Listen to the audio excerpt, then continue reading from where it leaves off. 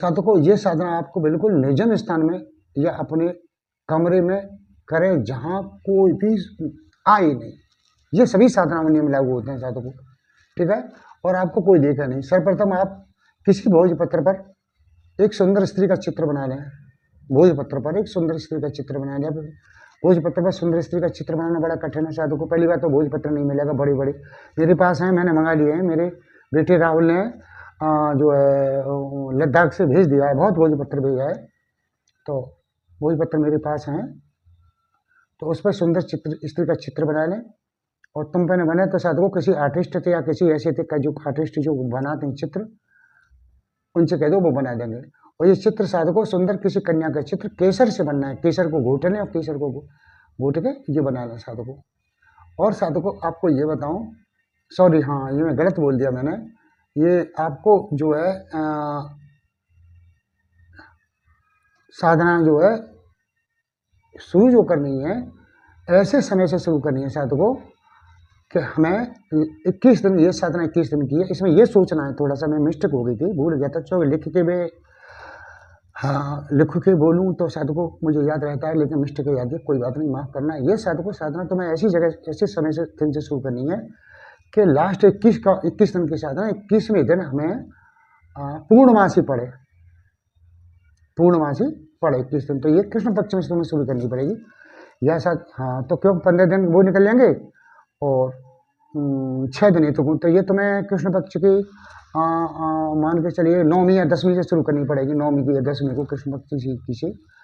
अब दिन उसमें कौन सा भी हो कोई फर्क नहीं पड़ेगा, लेकिन शनिवार ना हो साधकों, ठीक है।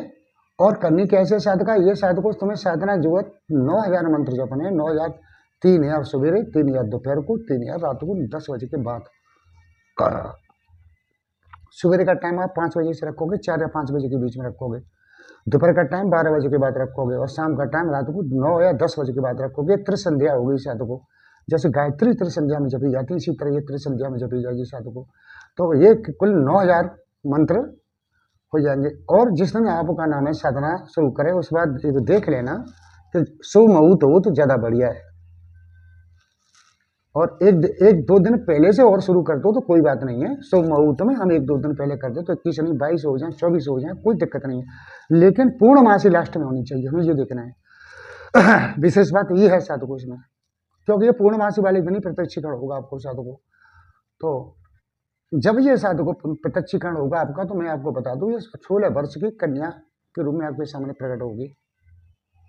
माथे पर मुकुट होगा, इतना तेज प्रकाश होगा साधकों जब प्रकट होगी तुम्हारे सामने ये कि तुम्हारी आंखें चुग जाएंगी। लेकिन आपको संयम बरतना है, आपको निवेदन करना है कि आप जो है मुझे दिखाई दे, ऐसा स्वरूप करें कि मुझे दिखाई दे, तो ये साधकों आपको दिखाई दे जाएगा। और पूर्णमासी वाले दिन साधकों आपको दिन में मंत्र नहीं जपना है, दोपहर में जपना है, केवल रात को ही 9000 मंत्र जपने हैं आपको।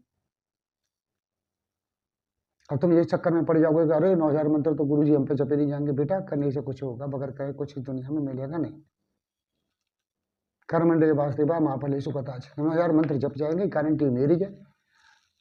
90 मिनट में 9000 मंत्र जपेंगे, ये मेरी गारंटी है।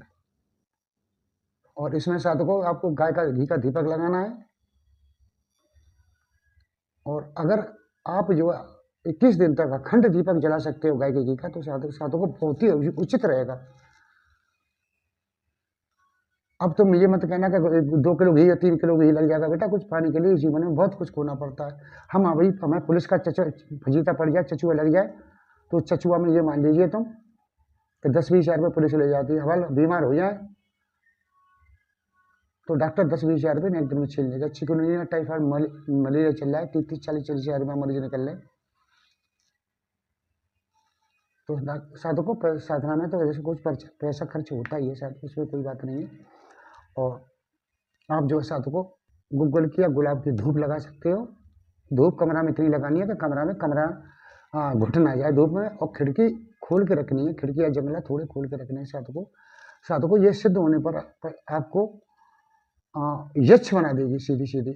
अब यह एक प्रश्न आता है साधकों, बड़ा प्रश्न उठते हर साधना में, हर प्रश्न उठता है साधकों बाल की खाल निकालने में। अब तुम ये मत कहना कि गुरुजी हम तो यक्ष बन जाएंगे, है ना, अपने लोग को ले जाएगी। समझ रहा हूँ क्या कर रहे हो। तो भैया मैं तुमसे ये भी कह रहा हूँ, तो स्वर्ग को कौन सा जा रहा है मुझे बताओ। आज के समय के आदमी के इतने बुरे कर्म हो गए साधु को कि स्वर्ग को कौन जा रहा है। एक आदमी के कर्म बता दो जो स्वर्ग को जाता हो। मुक्ति तो बहुत दूर है, मुक्ति और मोक्ष तो बहुत दूर है। साधु को मैंने पहले 1-2 साल पहले उस चक्र को देखा है। करोड़ों की संख्या में केवल 2 साधकों को मैंने स्वर्ग, करोड़ों मरे, उसमें से 2 साधकों को स्वर्ग की तरफ जाते देखा। और स्वर्ग में भी साधकों एक नियत समय है, उसके बाद लौट के फिर यही पृथ्वी के चक्र में, यानी पृथ्वी लोक के चक्र में आके गिर गए। केवल एक आत्मा को देखा जो भगवान श्री कृष्ण में विलीन हुई थी। तो कौन सा स्वर्ग को जा रहा हूँ मैं बताओ। अब तुम स्वर्ग के भी चले गए मान के चलिए, तो यक्ष लोक में स्वर्ग में अंतर क्या है मुझे बताओ भाई। यक्ष लोक में और स्वर्ग में कोई अंतर तो है नहीं। यक्ष लोग ऐसे स्वर्ग लोग, ऐसा तो है नहीं कि यक्ष लोक में तुम्हें मेहनत करनी पड़े, कूले काटने पड़े या ऐसा कुछ करना पड़े, ऐसा तो है नहीं। और फिर भैया यक्ष लोक में जाएगा तो आदमी की 10,000 साल की उम्र, 20,000 साल की उम्र, वो अपने आयाम से, उनका जो आयाम है उस आयाम से उनकी उम्र होती है। हमारा पृथ्वी के लोग का आयाम 100 वर्ष का, 80 वर्ष का है, उनके आयाम की उम्र करोड़ों साल की, लाखों साल की है। तो लाखों करोड़ों साल तक हम रहेंगे नहीं रहेंगे बताओ।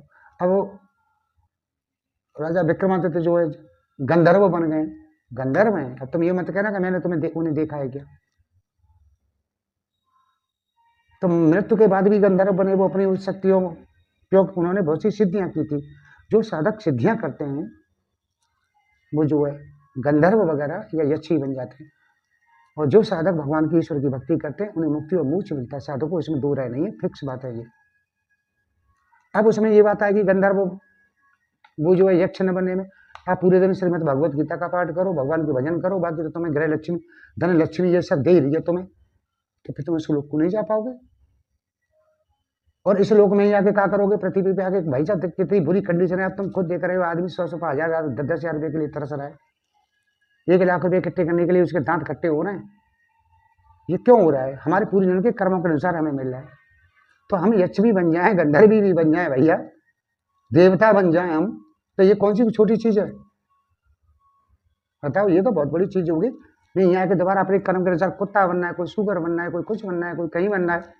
क्या कंडीशन हो रही है तुम देख रहे हो, कोई लगड़ा लूला पाए जी भीख मुझे मांग रहे हैं। ये सब चीजें हैं शायद कोई अपने कर्मों के अनुसार है।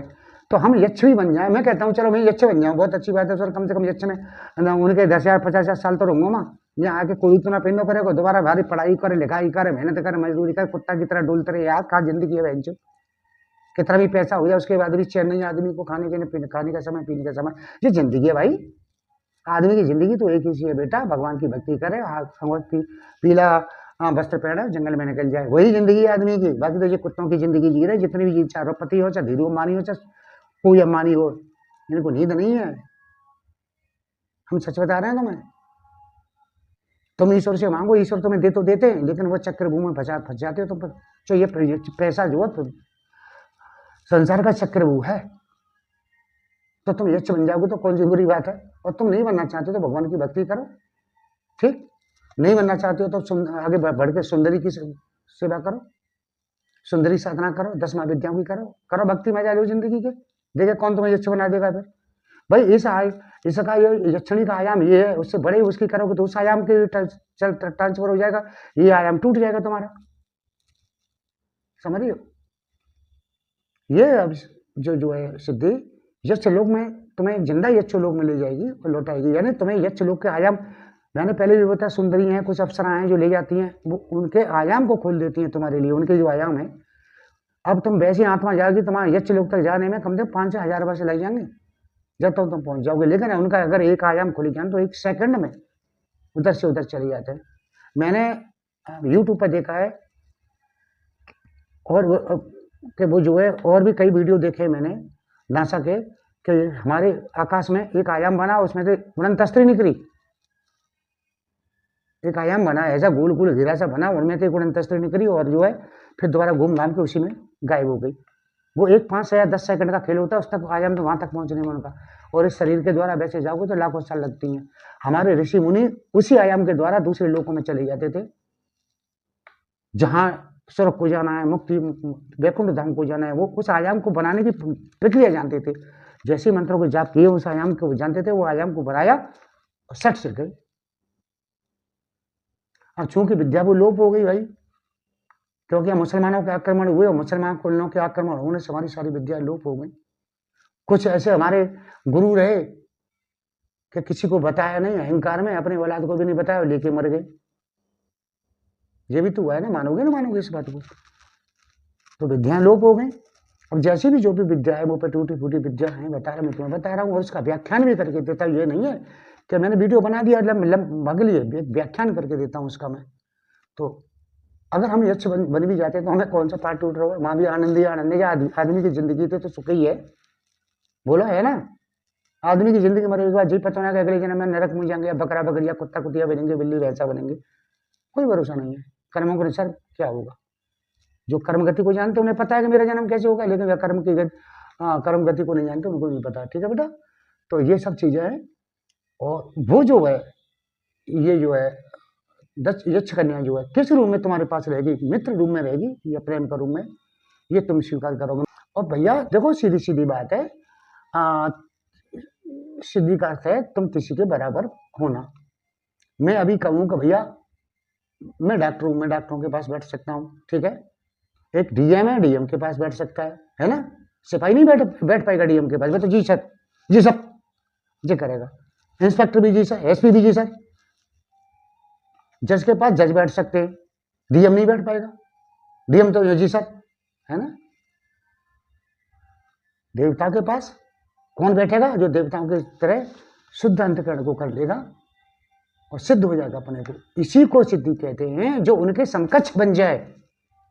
मैं फिर कहता हूँ, गुरुजी मुझे 2 दिन हो गए फोन में मारने में, कोई अनुभव नहीं हो रहे हैं गुरुजी मुझे। अरे तो उसके समकक्ष तो बना। 3 दिन का तो टाइम उनका जो चुकट के साधक होने के लिए, तू तो न चुकट समकक्ष बना, तभी तो तुझे अपने पास बैठा रहेगी, तभी तो तुझे पास हो जाएगी। एक बेटी वाला बेटा के रिश्ता देखने जाता है, बेटा तुम समझ रही हो, बेटे का रिश्ता देखता है, वो भी ये देखता है कि मेरा दामाद जो हो मेरे समकक्ष हो, मेरे बराबर हो, खाता हो, पीता हो, पढ़ा हो, लगा हो, मेरी बेटी की समकक्ष हो, मेरी बेटी की सुंदरता जैसे मेरी बेटी सुंदर है ऐसा सुंदर हो। यही देखते हैं ना, तभी शादी करेगा। अपने से कम वाले को शादी नहीं करेगा, वो अपने बड़े वाले को तो शादी कर देगा, लेकिन कम वाले को शादी नहीं करेगा। तो साधना का सबसे बड़ा महत्व तो यह है समकक्ष बनना। तुम किसी की भी साधना करो, जब तक उसके समकक्ष नहीं बनोगे तब तक सिद्धि नहीं मिली। और समकक्ष कैसे बनोगे? निर्विचार और निर्विकार पूर्ण समर्पण भाव से साधना करोगे। शरीर सीधा, शरीर ढीला, मंत्र के एक अक्षर पर ध्यान करते हुए जब तुम करोगे, जब मन आपका जो निर्मल हो जाएगा, आंखों से आंसू बहना शुरू हो जाएंगे, आंखों से आंसू बहना शुरू हो जाएंगे, उसी वक्त मन निर्मल होता है, उसी वक्त समकक्ष बन जाओगे। तुम समकक्ष का, तुम ईश्वर के अंश हो, मैं भी ईश्वर का अंश हूँ, वो भी ईश्वर का अंश है। उस वक्त से निर्मल मन होने से ईश्वर के अंश हैं हम, वह निकल के सामने आता है हमारे, तब उनसे मुलाकात होती है हमारी। आप समझ गए? तब उनके दर्शन होते हैं। हम तो उनके समकक्ष नहीं देख रहे हैं। अफसर हमारे पास आके बराबर में भोजन लाएगी, चाय पिलाएगी, हम चाय पिएंगे। तो ये चीजें नहीं होती है बेटा। साधना वहीं सब असफल हो रही है साधकों में। बार बार तुमसे कह रहा हूँ कि तुम उनके समकक्ष नहीं बन पा रहे हो। और समकक्ष कब बनते हो? शरीर सीधा, शरीर ढीला, सांसों का ध्यान करते हुए निर्विचार और निर्विकार पूर्ण समर्पण भाव से जब साधना करोगे तो एक समय ऐसा आएगा जो ब्रह्मी विद्या। अभी मेरे पास एक मैसेज आया है साधका का 2 दिन पहले कि वो ऊपर उठ रहा है, आसमान में ऊपर उठ रहा है साधना करते वक्त, और उस अप्सरा, वो जो अप्सरा दिखाई दे रही है उसे। समकक्ष ऐसे बना जाता है, सिर्फ पीटने से और लाभ प्राप्त करने से कोई साधना से समकक्ष नहीं बनता। साधक को मेहनत करने से समकक्ष बनता है। तुमने देखा होगा गरीब आदमी को बड़ा आदमी कभी पास नहीं बैठा रहेगा, बाकी पास बड़े के बड़े ही बैठेंगे। फैक्ट्री वाला आदमी होगा, फैक्ट्री वाले ही बैठेंगे, है ना। मैं गरीब की हिम्मत कौन चला जाए? साधक को ये साधना मैंने बता दी, तो सरल साधना है, कोई लंबी चौड़ी साधना नहीं है। और 21 दिन साधक को ऐसे कट जाते हैं ऐसे करके। तो